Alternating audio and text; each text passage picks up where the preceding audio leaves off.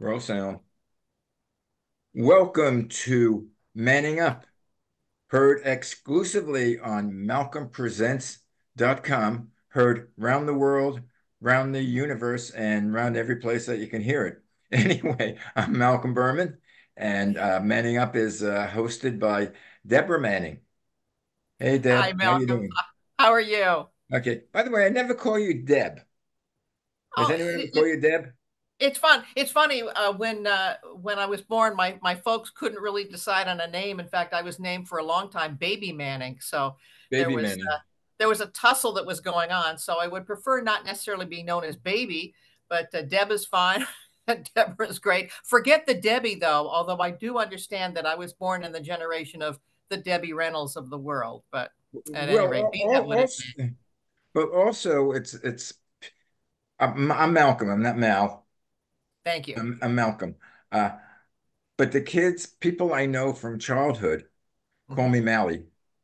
Oh, really? Do Right. you It's object to that?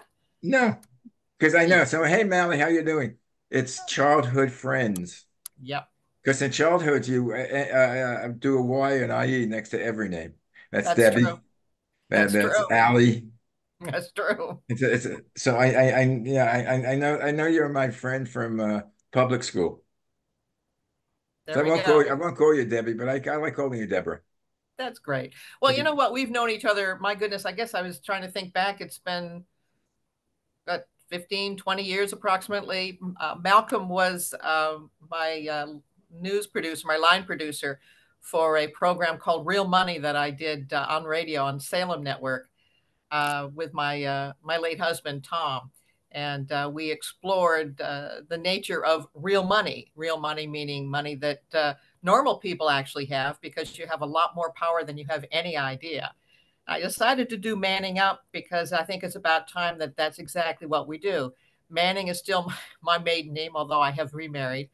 And in terms of manning up, we're talking about self reliance, self responsibility, and less victimhood. I think we need a whole lot Yeah, less victimhood here. it's taking responsibility for what you do and responsibility for things. You're manning up I get again, I don't know if women would like that. It's not womening up.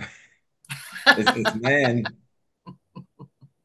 but I think our audience knows what that means. Absolutely. Well, Taking I'm a native. responsibility. I'm a native Californian and moved back here to, of all places, Greenville, South Carolina, approximately 8 years ago with my husband, a 16-foot Penske truck. And we bought a house sight unseen Your because husband is a 16-foot Penske truck. no, my husband is a wonderful gentleman by the name of Michael Fisher. He's a fantastic artist. If you find him on Facebook, you will be very lucky because he does interesting abstract art, utilizing, of all things, his work boots because he was a handyman in addition to doing scenic design for some very famous people. But he was a handyman for years and years and years. And he ended up utilizing his work boots as kind of the centering core of his abstract urban art. It's very, very interesting stuff, and we'll get a chance to. I think we'll probably end up putting him on the air. I think that that might be fun. But at any rate, we moved on back here about 8 years ago, and it's been very, very interesting. I must say. California has unfortunately lost its shimmer for me. We just really simply couldn't afford it any longer. And I had to do some manning up myself when I had to make the decision to come back to South Carolina, a place I'd never been, but realized that I could actually afford a home, which we bought, and could actually afford food and shelter and be part of a neighborhood, which in fact we are. You'll have to excuse the way I'm dressed at this point. Along the lines of helping out your neighbors, I had gotten a panic phone call from my across the street neighbors, our across the street neighbors. And he had gone to the doctors and ended up not feeling well, of all things, not feeling well. So we ended up picking him up about a 30-40 minute drive from here and what have you. But he was very, very grateful. Not that South Carolinians don't do that on a regular basis, but once again, Manning Up talks about being part of the community. And along those lines, I'm going to talk about an interesting um, author that I have discovered on a website called Substack. The gentleman's name is Professor Barry Brownstein, and he is of all things. And I know this sounds very esoteric, but it's not. Where's that book? He is doing an online course of all things of this book. I don't know whether you can see it or not, but Put it closer to the camera. it's called Meditations Yeah. by Marcus Aurelius. Okay. Now, Marcus Aurelius was a Roman general. He was a emperor of Rome from 161 AD to 180 AD. And although he was quite the brutal fighter, he was also quite the philosopher. And in Meditations, it was very interesting. You were actually going through each and every one of the books that he did. And these were personal journals that this individual wrote about the responsibility of being a human being. And it was interesting because, and I'll put my glasses on here, because it was interesting. The professor today had talked about practicing Stoic virtues. And Stoic virtues basically is how often do you oppose others rather than build your interdependence. So, how often do you oppose others than simply building on our interdependence? And I think we've gotten into a horrible habit now of simply opposing each other just for the hell of it. In fact, he quoted a book here that was written in the 1990s, a book called Mastery: The Keys of Success and Long-Term Fulfillment by a gentleman by the name of George Leonard.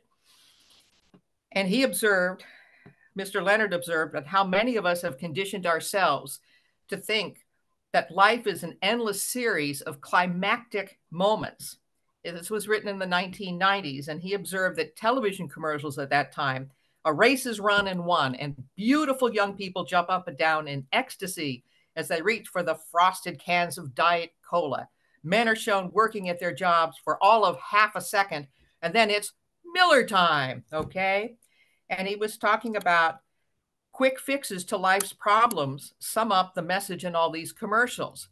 That one epiphany follows another. One fantasy is crowded out by the next. Climax is built upon climax, and there is no plateau. I just find that a very interesting observation, which I think that perhaps we've fallen into that. That's one of the reasons that I think you and I talking together is critically important. You're if I might say, on the liberal side of things. I'm probably more on the conservative side of things. Well, I And always said I'm to the left of Mao Zedong in the good old days. but bottom line is that we need to be able to talk to one another and find solutions. Um, I find fault with Democrats, and I do find fault with Republicans who are not adhering to basic American standards of hard work, of virtue, of helping one another, of being self-reliant, rather than this whole victimhood situation with the woke politics that are going on. I don't know how we necessarily change it except by what we're doing right now, talking, chatting, discovering. What I don't like about politics is that you're given a tag. The politicians, you're given a tag, Republicans or Democrats. There's so many issues that can go either way. There's so many issues that you can vote A or you can vote B. But if you're Republican, everything has to be A. If you're Democrat, everything has to be B. The House or the Senate, it's voting as a block. There's no individual thought. I mean, like when we speak, there's certain things that I agree with you, certain things I don't agree with you. Certain And things, same thing with you. yeah, Same I thing with don't you. know if it's liberal or it's what. I tend more to be more sort of like liberal, but there are things that I'm conservative. I mean, financially, I'm more conservative. Yeah, these Financially, days we have to be. yeah, no. Financially, I agree that there's a lot of waste of money. It's not that the projects, suggested are bad or not good. but it's wasted because when you get the politicians handling it, a lot of it goes to a lot of the construction or whatever goes to the brother-in-law or the cousin or or a friend. It doesn't go to the best, the best person for it, and it always winds up, it's a mess. Well, the other issue is that we've kind of institutionalized that with this DEI, which is the diversity, equity, and inclusion.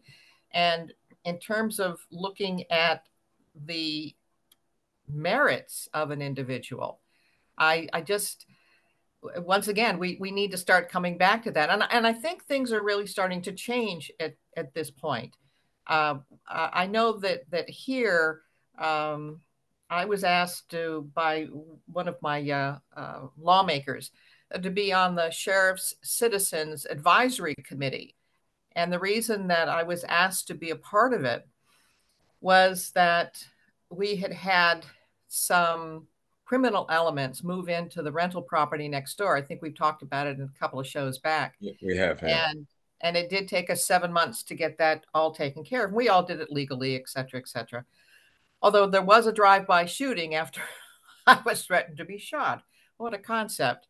So what's interesting about it is that the sheriff's department needs the community to be far more involved. And the over policing versus the under policing, I think we're seeing the pendulum going, for example, far to one side. The situation where we're having individuals who happen to be from Venezuela, the group of kids that attacked the two police officers in New York City.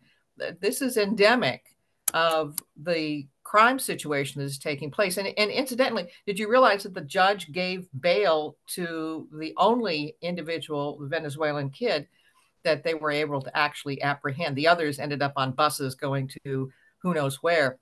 But the bail was $1. So I'm scratching my head. What are your thoughts about things like that? No bail or $1 bail?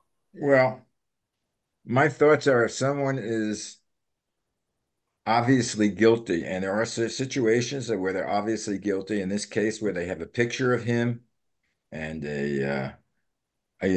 doing, the deed. I think it was a knife that Yeah, he was knives, stabbing and they people, were, or yeah, gun, they, no, gun. yeah, He got a gun. But yeah. I mean, obvious this guy, again, if there's no question of guilt, Mhm. then the guy should be incarcerated.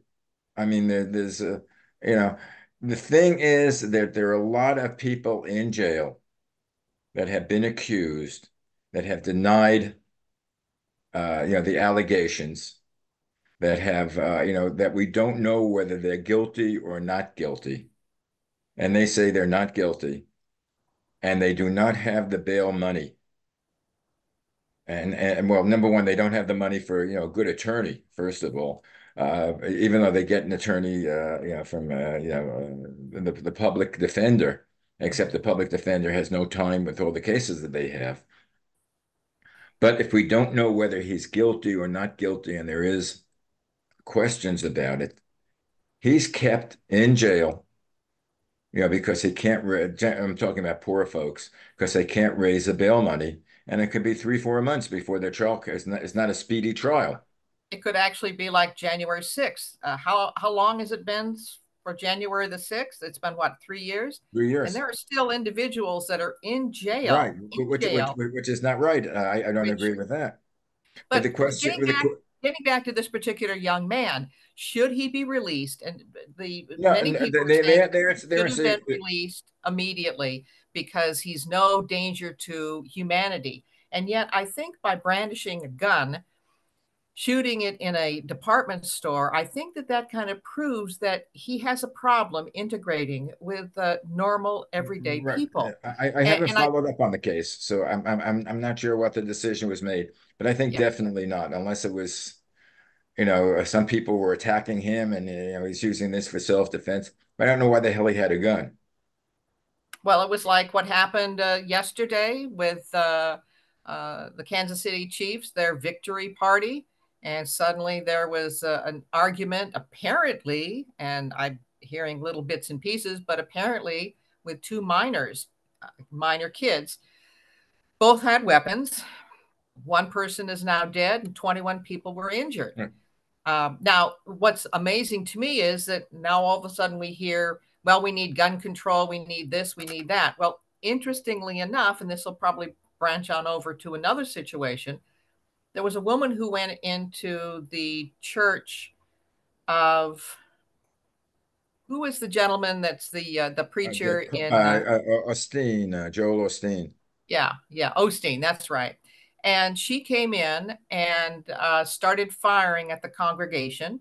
And fortunately, there were two individuals who apparently were off duty police officers who were able to stop it, killed her, and saved, obviously, a terrible mass murder situation.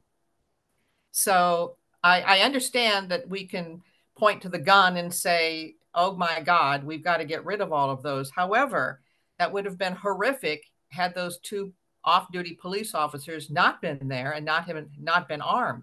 But, It's as from what I read, they were hired as security. So well, thank heavens they did their job. yeah, they were security. And the thing is, I think in Missouri, where in Kansas City, they had the most liberal gun laws Mhm. that you can buy guns without, I can go in the gun, yeah, I can go into a gun store. Yeah, I like that, semi-automatic and just pay my money with no background check. Well, I do think that minors who have guns, they are still the responsibility of the parents. It's going to be very interesting because a court case just came down about 2 days ago. Remember, the mother was now accused of manslaughter It was because about there last were, week. that's right. And all the indicators were that her son was unbalanced and mentally ill, and yet was provided with a gun, Yeah, which is just, yeah. And she knew that he was not balanced.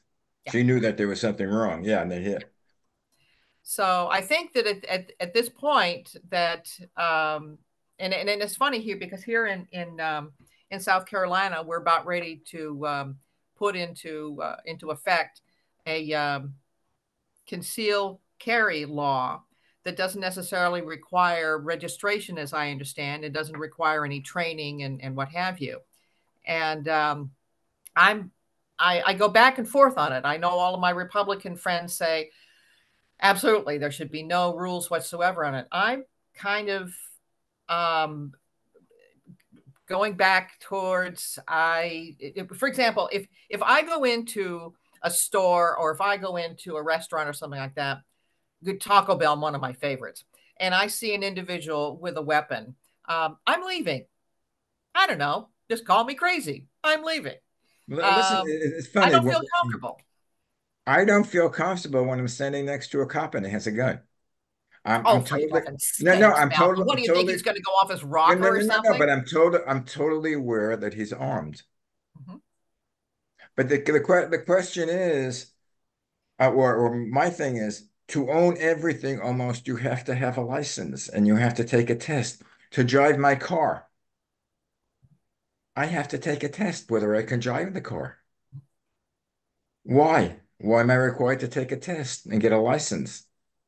It should be the same thing with guns. If you want a gun, you should be, first of all, you should have I don't know how you do a sanity test, but if you have a criminal background that you used a gun illegally, you're a felon, you shouldn't have a gun.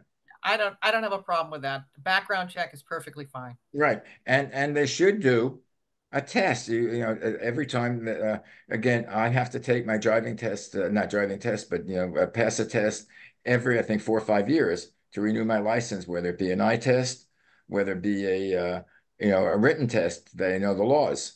Why shouldn't a person that has a gun take the same test? I got to tell you a really funny story. Really funny story. Okay. In my past, um, in addition to being a news reporter and what have you, after I left the news business, um, I became a private investigator. Now, as a private investigator, you need to have a guard card. All right. So, in the guard card class, we had 40 hours worth of laws and what had to be done, what have you, and then we went out onto the shooting range. I was there with a group of probably 10 individuals, most all of them security people. And they give you a specific number of rounds that you're supposed to. And they, of course, have a target and all of that. And sure enough, I shot off my rounds and everything was fine and what have you. And they brought it back on up and they're counting the number of rounds. Oh, Miss Manning, you did very well. Yeah, you did very well. Oh, wait a minute. Hold it. So what? You have two extra shots here. Did you have two extra rounds? I said, uh, no, you counted the number of rounds that went into the gun. Why do you say that? The guy next to me, who is a security officer, shot my target. Shot my target. Needless to say, needless to say, he did not get his guard card that day. Mhm. So, Yeah, they should do. They should, why would you hand a gun to a person who doesn't know how to handle a gun? well, not only Because they have that, the he money? can't seem to shoot. So, Yeah, well, that's part of not being able to handle a gun. It's dangerous. It's a yeah, same way as a car is a dangerous weapon. that's true. There's certain Exactly. things you should have license for. Like to get married, you should have a license. Oh, now, Why I don't know that. That's a purely a monetary thing. Aside no. from, we're supposed to have the separation of church and state. Mm-hmm. So why shouldn't you be able to live with someone, have the same amount of rights with them as if you were married? Search me. Search me. I And do know that my current husband, we were not married at the time. We were starting to do the loan on the house, and as we were starting to get some folderol from the bank, I looked at him and said, "You know what? We need to get married." He looked at me and said, "Is that a proposal?" I said, "Yeah, I guess so. Let's go well, get married." again, that's a practical thing. The same way get married, you have children, Yeah. but there should be. You shouldn't have to. A child is not illegitimate. What's Hmm. an illegitimate child? That's right. Like in the old days, last century, and I'm talking about the 1900s. Yes. Yeah, A that's true. child is illegitimate. That's true. How is a child illegitimate? I don't know. Yeah, especially it was God's will, right? I don't know. Well, Well, let's move on to a little bit of politics because I did, politics. yes, because I did get a chance to read the special counsel, Robert Hur's report on the classified documents obtained and kept by President Biden. Yeah. And as I say, um, you read the first couple of pages and immediately that's where it comes out that no jury would possibly convict him. He's a nice old man with a failing memory and what have you. And of course the news media immediately honed in on that as being the number one issue.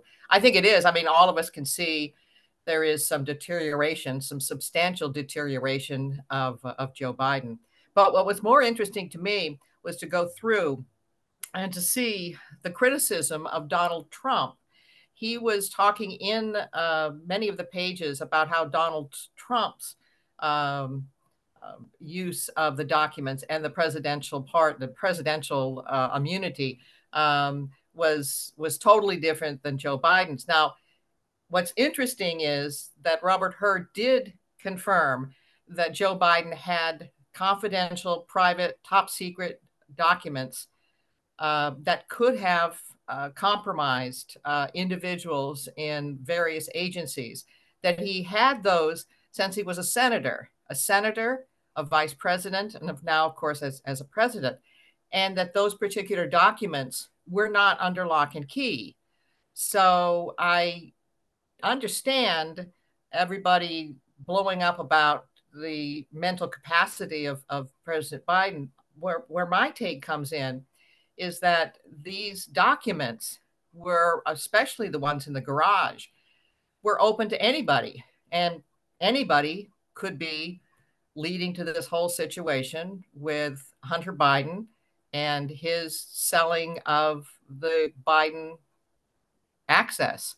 So I was rather concerned about that more than I was concerned about the mental capabilities. Because once again, Robert Hurt is not a doctor, Right. Well, and I think jumping number on that bandwagon is just it's ridiculous. number one, which is no excuse for Biden, but I don't think he intentionally had taken those documents. And again, if it was when he was vice president or senator, it certainly wasn't because he was a nice old man. I Mhm. mean, he was younger. He's been there a while, but I don't think it was intentional. The thing But is, what does that mean? He knows the law. The well, law right, is when you go into a skiff, which is that secured area, but you are not to take documents. There were documents from the various skiffs, which was the secured areas, that were in his garage, that were in uh, his Delaware home. And once again, it's just like you scratch your head and go, wait a right. minute, you know I, the law. You know the law. I haven't read it, so I can't really comment about Mhm. that. But how many secrets, top secrets, are in the offices of the various senators? Now we're not talking about presidents. We're talking if he did it when he was a senator because he was involved, with a committee. How many do you think are in there? Are in other senators' bathrooms? But because that's where if he's normal like me, that's where you read the documents Well, in the I hate to say bathroom. this, but listen, when you come out of the library, even here in Greenville, okay, everybody says it's podunk here. No, no, no, no. Actually, if I end up mistakenly taking a book that hasn't been scanned out, there's an alarm that goes off. Same thing probably happens with the secure documents, but for some oddball reason, he had not just one or two, he had scads of these But, documents, but, and yet once again, there is no repercussions. But on the other hand, it looks very, very bad because you have his opponent, Donald Trump, being just absolutely scathed yeah, with because prosecutions on this. Donald And what's Trump, what's the difference? Donald Trump, number one, as far as we know, had intentionally taken those documents. But he was the No, no, president. no, no, no, no, wait. No, when he was leaving office, he took them. He was the president. R- r- r- That r- those offices were vacated while he was still president, right, Malcolm. but now the question is, when he was uh, accused of that or there was known, he denied it. He said, I don't happen to have any. And when they wanted to search him, he wouldn't let them search him. They have to have the FBI coming in to Well, then, discover that. but then Because he denied that he had them. where does the story come in that the FBI looked at the locked area and said, okay, Mr. Trump, you need another lock to secure this area. That's what I'm saying is that I hear two or three different stories on this. And Well, I just think and it's funny because I was listening to Kevin O'Leary, who of course was the Shark Tank businessman, and he of course is quite liberal, quite a Democrat, and I think it was an interesting observation that he said that Donald Trump is getting 88% of all of the news coverage these days.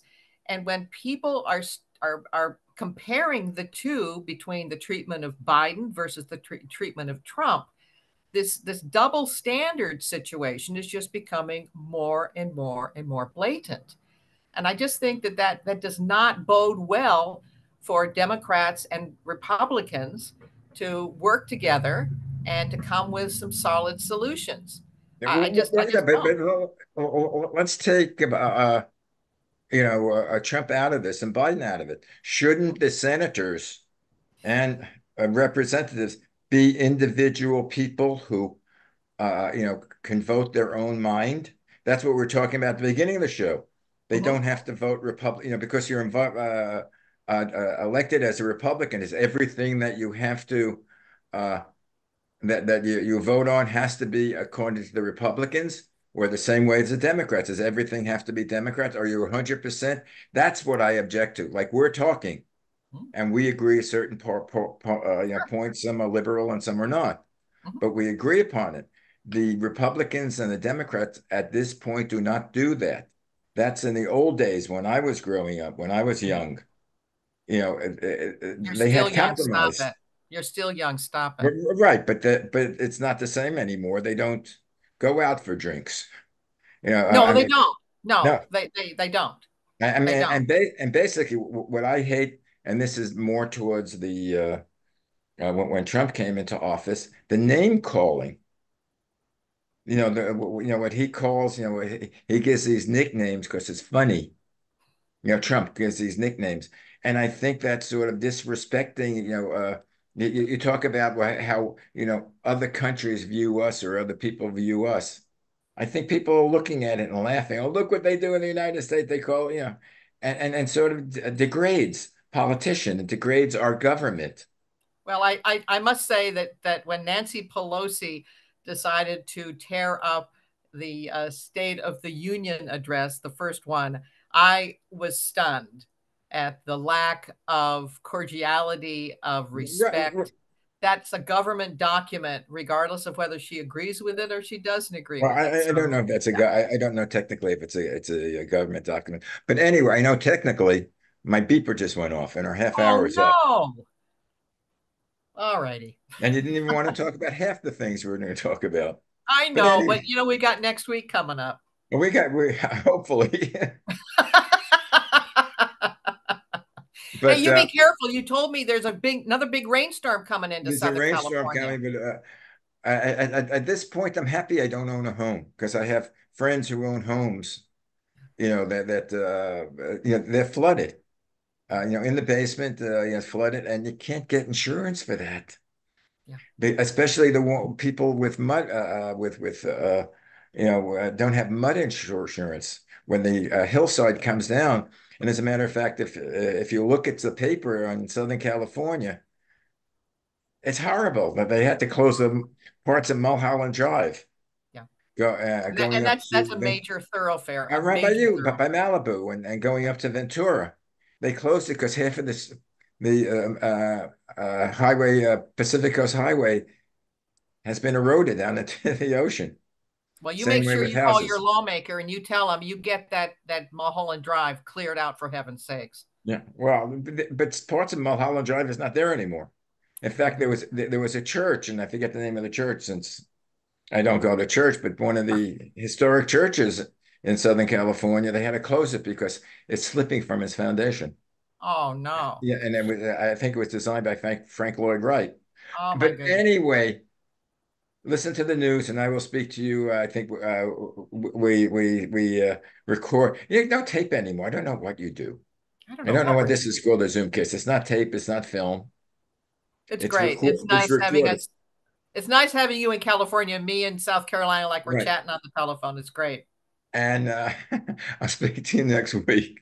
Okay. My Be best to good. your wife, Anna. Yeah, and my regards to Fish. Actually, you You can bet. send love to Fish. Oh, I Bye. will. Bye-bye. As a matter of kiss him for me for Kiss him for you. a late Valentine's Day I gift. love it. Bye. Bye-bye.